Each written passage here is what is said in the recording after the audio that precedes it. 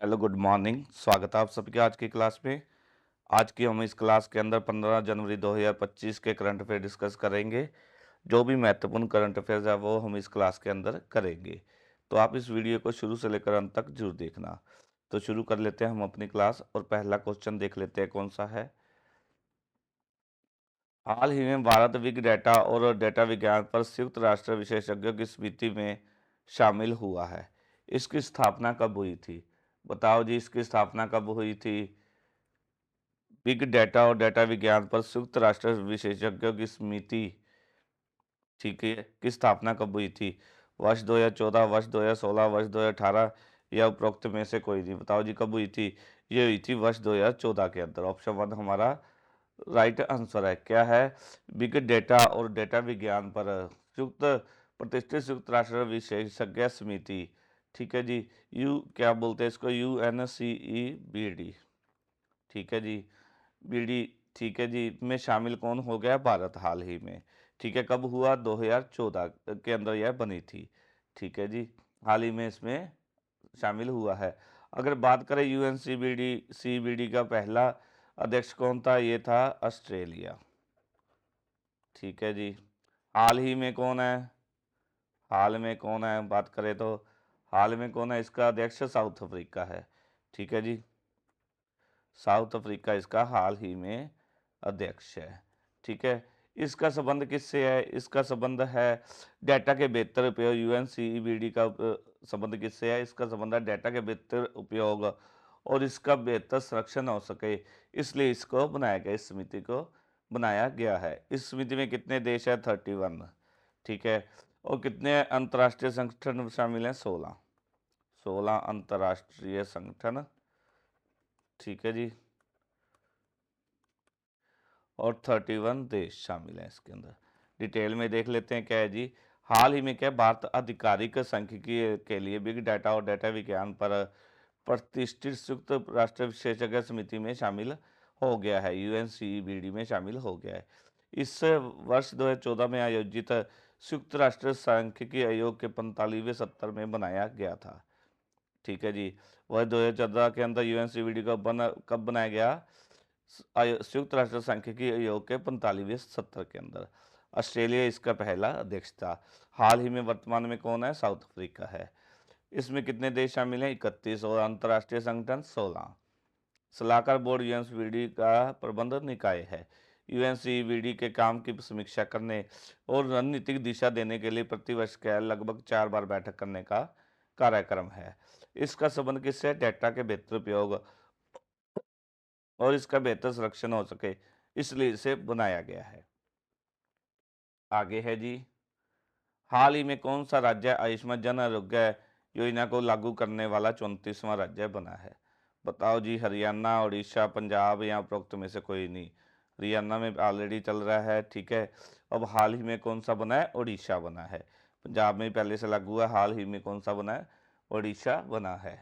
ठीक है, उड़ीसा क्या है? 34वां राज्य बना है आयुष्मान भारत जन आरोग्य योजना को लागू करने वाला। ठीक है जी। क्या है? राष्ट्रीय अध्यक्ष है जो बीजेपी के जेपी नड्डा की मौजूदगी में क्या है, उड़ीसा की सरकार ने केंद्र सरकार के साथ समझौता ज्ञापन पर हस्ताक्षर किए हैं। अब केवल दिल्ली और पश्चिम बंगाल में यह जो है योजना लागू नहीं है। ठीक है जी। केंद्रीय मंत्री और बीजेपी अध्यक्ष जेपी नड्डा ने क्या कहा? उन्होंने कहा कि आज हर बड़ा ऑपरेशन आयुष्मान भारत योजना के अंतर्गत कवर किया जाता है। आज बीमारियों के इलाज का सामर्थ्य बड़ा है। ठीक है, इसलिए अस्पतालों के अंदर दाखिले भी बढ़े हैं। कोई भी व्यक्ति जो किसी भी उम्र, लिंग, जाति, धर्म, ठीक है, सामाजिक स्थिति से हो, उसे हर साल क्या है 5 लाख रुपए का स्वास्थ्य कवर दिया जाता है। इसमें लगभग कितने करोड़ लोग शामिल हैं? 6 करोड़ लोग इसके अंदर, योजना के अंदर शामिल हैं। डिटेल में देख लेते हैं क्या है जी। उड़ीसा के आयुष्मान भारत प्रधानमंत्री जन आरोग्य योजना लागू करने वाला 34वां राज्य बना है। ठीक है जी। जे राष्ट्रीय अध्यक्ष है जो बीजेपी के जेपी नड्डा की मौजूदगी में उड़ीसा सरकार ने केंद्र सरकार के साथ समझौता ज्ञापन पर हस्ताक्षर किए। अब केवल दिल्ली और पश्चिम बंगाल में यह लागू नहीं है। ठीक है जी। केंद्रीय मंत्री और बीजेपी अध्यक्ष जेपी नड्डा, उन्होंने क्या कहा कि आज हर बड़ा ऑपरेशन आयुष्मान भारत के अंतर्गत कवर किया जाता है। आज बीमारियों के इलाज करने का सामर्थ्य बड़ा है, इसलिए अस्पतालों के अंदर दाखिले भी बढ़े हैं। पहले जो लोग अस्पताल जाने से डरते थे, आज उन्हें अस्पताल जाने का मौका मिला है। कोई भी व्यक्ति किसी भी उम्र, जाति, धर्म, लिंग, सामाजिक स्थिति का हो, उसे हर साल 5 लाख रुपए का स्वास्थ्य कवर दिया जाता है और इसमें लगभग 6 करोड़ लोग शामिल हैं। आगे है जी, हाल ही में किस राज्य सरकार ने सभी सरकारी अस्पतालों और चिकित्सा संस्थानों में रिंगल एक्टेड गोल पर प्रतिबंध लगा दिया गया है? हिमाचल, पश्चिम बंगाल, बिहार या उपरोक्त में से कोई नहीं। कहाँ के? पश्चिम बंगाल। ऑप्शन 2 हमारा राइट आंसर है। क्या है? जो पश्चिम बंगाल सरकार है उसने रिंगल एक्टेड पर प्रतिबंध लगा दिया गया है। जितने भी सरकारी अस्पताल और चिकित्सक संस्थान है पश्चिम बंगाल के अंदर, यह निर्णय क्यों लिया गया, इस पर प्रतिबंध क्यों लगाया गया? इस पर प्रतिबंध इसलिए लगाया गया क्योंकि क्या है, मेदिनीपुर मेडिकल कॉलेज अस्पताल, क्या है, मेदिनीपुर, ठीक है जी, मेडिकल कॉलेज, ठीक है जी, एवं हॉस्पिटल के अंदर क्या है, एक्सपायर्ड सेलाइन चढ़ाने से प्रसूता की मौत होने के बाद यह निर्णय लिया गया। स्वास्थ्य विभाग ने जारी नई अधिसूचना जारी करके रिस्ट्रिक्टेड लिक्विड दवा के नाम का जिक्र किया है। इसके साथ साथ क्या है, स्वास्थ्य विभाग ने वेस्ट बंगाल के कुल 10 उत्पादों पर प्रतिबंध लगाया गया इसके साथ, ठीक है जी। मुख्यमंत्री जो ममता बनर्जी है पश्चिम बंगाल की, उनके आदेश पर जो मुख्य सचिव है, उन्होंने स्वास्थ्य विभाग से 2 दिन के अंदर इस पर रिपोर्ट तलब की है। इसके साथ साथ क्या है, स्वास्थ्य विभाग से पूछा गया है कि दवाओं की सप्लाई से पहले इसकी जांच क्यों नहीं की गई। डिटेल में देख लेते हैं जी इसको। क्या पश्चिम बंगाल ने रिंगल एक्ट पर प्रतिबंध लगा दिया है? यहाँ यह निर्णय क्यों लिया गया? यह निर्णय मेदिनीपुर मेडिकल कॉलेज एवं अस्पताल में एक्सपायर्ड सलाइन चढ़ाने से प्रसूता की मौत होने के बाद यह लिया गया, ठीक है जी। क्या है, स्वास्थ्य विभाग ने नई सूचना जारी कर रिस्ट्रिक्टेड लिक्विड दवा के नाम का जिक्र किया है, जिसमें क्या है, जिसमें फेडरल के कुल 10 उत्पादों पर प्रतिबंध लगाया गया है। मुख्यमंत्री ममता बनर्जी के निर्देश पर राज्य के मुख्य सचिव ने, ठीक है, मनोज पंत ने स्वास्थ्य विभाग से 2 दिन के अंदर अंदर रिपोर्ट तलब की और स्वास्थ्य विभाग से पूछा गया कि दवाइयों की सप्लाई से पहले इसकी जांच क्यों नहीं की गई। आगे है जी क्वेश्चन, हाल ही में 77वीं सेना दिवस परेड का आयोजन कहाँ पर होगा? बेंगलुरु, पुणे, लखनऊ या उपरोक्त में से कोई नहीं। बताओ जी कहाँ पर होगा? यह होगा पुणे के अंदर, ठीक है। 77वीं सेना दिवस परेड का आयोजन कब बनाया, आयोजन किया जाता है इसका?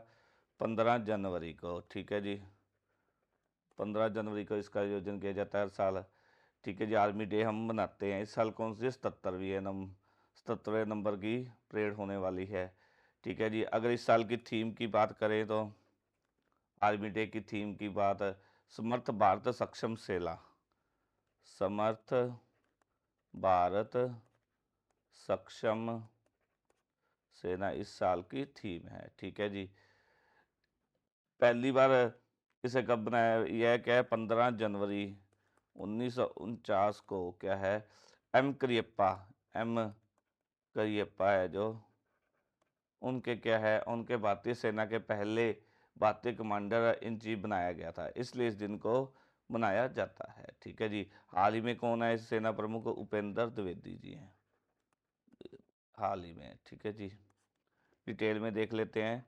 क्या आर्मी डे 15 जनवरी को आयोजित किया जाता है? इस साल 77वें नंबर की परेड है, ठीक है जी। पुणे, क्या महाराष्ट्र इसका होस्ट करने वाला है और इसको लीड कौन करेगी? दक्षिणी कमान, सेना की दक्षिणी कमान इसको लीड करेगी। समर्थ भारत सक्षम सेना इस साल की इसकी थीम है। नेपाली सेना भी इसके अंदर, बैंड भी इसके अंदर भाग लेगा। 15 जनवरी 1949 को एम करियप्पा भारतीय सेना का पहला भारतीय कमांडर इन चीफ बनाया गया था, इसलिए इस दिन को मनाया जाता है। उपेंद्र द्विवेदी हाल ही में यहाँ इसके प्रमुख है। आगे है जी क्वेश्चन, हाल ही में किस जानवर पर दुष्प्रभाव के कारण केंद्र सरकार ने दर्द निवारक मेडिसिन निमोसाइड पर प्रतिबंध लगाया गया है? बाघ, खरगोश, गिद्ध या उपरोक्त में से कोई नहीं। किस पर? गिद्ध, ठीक है। गिद्ध पर दुष्प्रभाव के कारण क्या है, केंद्र सरकार ने हाल ही में मेडिसिन है जो निमोसाइड पर प्रतिबंध लगा दिया गया है। जो निमोसाइड है गिद्धों के लिए जहर का काम, ठीक है जी। जहर का काम करती है। इसी कारण क्या है, इस पर प्रतिबंध लगाया गया है, जहर विषाक्तता का काम करती है। ठीक है, इसी कारण इस पर क्या है, प्रतिबंध लगाया गया है। ठीक है, इस पर प्रतिबंध लगाया कितने हैं, भारतीय पशु चिकित्सा संस्थान है जो बरेली में इज्जतगढ़ में स्थित है। ठीक है, इज्जतगढ़ ने इसे पशुओं पर प्रतिबंध लगाया गया है। इससे पहले कौन सी दवा पर प्रतिबंध लगाया गया था, डेक्लोफेनेक। और इससे पहले प्रतिबंध लगाया गया था। गिद्धों की प्रजाति लुप्त करने में क्या है, डेक्लोफेनेक का बहुत योगदान था, इसी कारण इस पर रोक लगाई गई थी। डिटेल में देख लेते हैं क्या है। निमोसलाइन दर्द निवारक का उपयोग पशुओं में दर्द रोकने के लिए किया जाता है। हाल ही में केंद्र सरकार ने इस पर प्रतिबंध लगा दिया है, क्योंकि क्या है, गिद्धों पर यह विषाक्त और जहर का काम करती है। इस कारण गिद्धों में किडनी फेल होने का कारण बनती है, इसलिए इस पर केंद्र सरकार ने प्रतिबंध लगा दिया है। भारतीय पशु चिकित्सा अनुसंधान संस्थान बरेली में इजरगर ने इसे पशुओं पर प्रतिबंध लगाया है। इससे पहले क्या है, डाइक्लोफेनेक दवा पर भी बैन लगाया गया था, क्योंकि इससे क्या है, गिद्धों की प्रजाति लुप्त होने में इसका महत्वपूर्ण योगदान था। इसी कारण इस दवा पर बैन लगाया गया था, कौन सी, डाइक्लोफेनेक पर।